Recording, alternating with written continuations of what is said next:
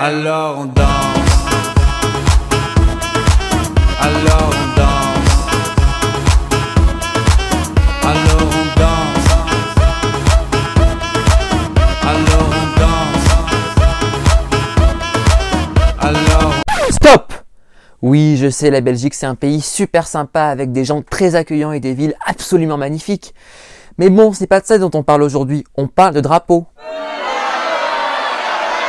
Allez, enfin, le drapeau de la Belgique a une histoire passionnante et c'est ce que nous allons voir maintenant dans ce 19e épisode des Drapeaux du Monde consacré au plat pays.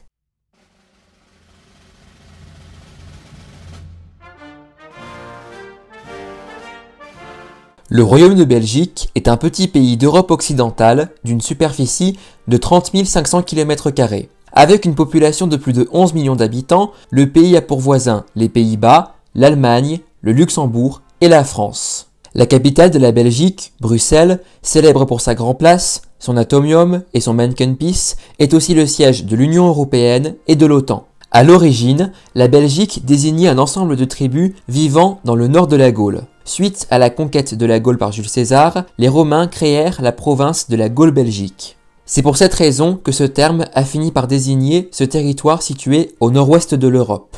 Après des siècles de domination du Saint-Empire romain germanique, devenu possession des Habsbourg à partir de la fin du XVe siècle, le territoire de l'actuelle Belgique a été annexé par la France révolutionnaire en 1794. En 1815, suite à la défaite de Napoléon, ce territoire est rattaché au Royaume des Pays-Bas. Mais en 1830, Flamands et Wallons, de confession catholique, s'unissent contre le pouvoir protestant d'Amsterdam et proclament l'indépendance de la Belgique. Au départ, les insurgés déployèrent dans les rues des grandes villes belges le drapeau tricolore français, bleu, blanc, rouge, non pas en raison d'un sentiment francophile, mais parce qu'à l'époque, ce drapeau représentait une certaine forme de progressisme et de libéralisme. Mais progressivement, le drapeau français est remplacé par des couleurs locales. Ainsi, chaque ville adopte ses propres couleurs, comme par exemple le rouge et le jaune de la ville de Liège. La bourgeoisie belge joua un rôle essentiel dans l'affirmation d'un sentiment national. Car si le but des insurgés était la séparation des Pays-Bas, ils ne voulaient en aucun cas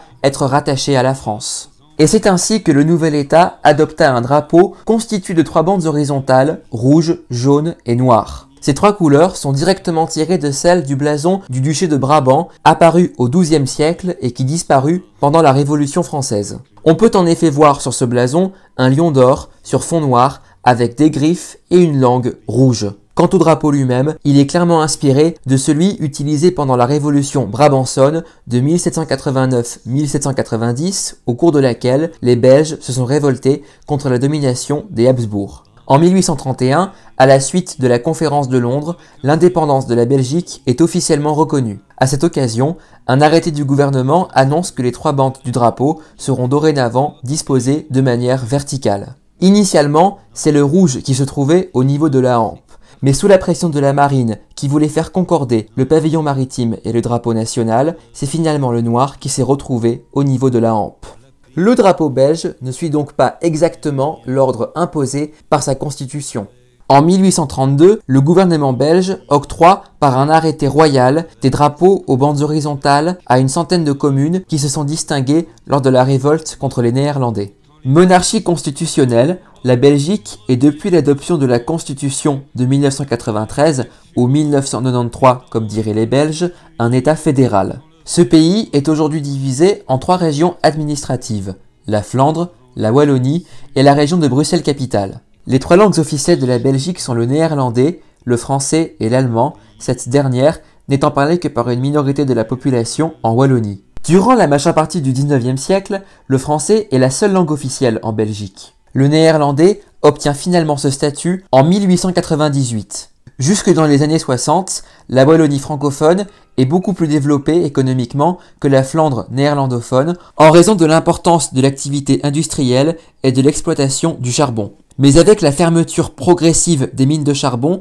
la situation s'est depuis totalement inversée. Aujourd'hui, c'est la Flandre, portée notamment par la ville portuaire d'Anvers, qui est le moteur économique de la Belgique. Par exemple, le taux de chômage en Flandre est inférieur de moitié à celui de la Wallonie. Ne supportant plus de devoir aider les Wallons, les Flamands se tournent de plus en plus vers des mouvements politiques qui prône plus ou moins ouvertement l'indépendance de la Flandre, c'est-à-dire la disparition de la Belgique. Ces profonds désaccords au sein de la société belge sont à l'origine des nombreuses crises politiques qui ont secoué le pays. La Belgique détient même le record mondial du nombre de jours passés sans gouvernement, soit 541 jours entre 2010 et 2011.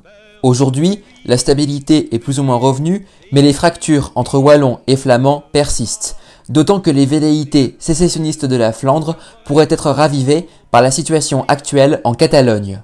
Malgré tous ces problèmes internes, la Belgique reste un pays auquel nous Français restons particulièrement attachés et qui occupe une place primordiale en Europe. Voilà, c'est la fin de cette vidéo consacrée au drapeau de nos amis belges.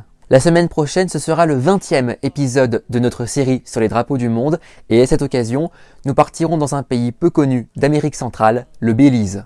Comme d'habitude, n'oubliez pas d'aimer et de partager cette vidéo, surtout si vous avez des amis belges, n'oubliez pas non plus de vous abonner à ma chaîne YouTube et retrouvez-moi également sur Facebook, Instagram et Snapchat. Je vous retrouve bientôt pour une nouvelle vidéo. Salut les amis!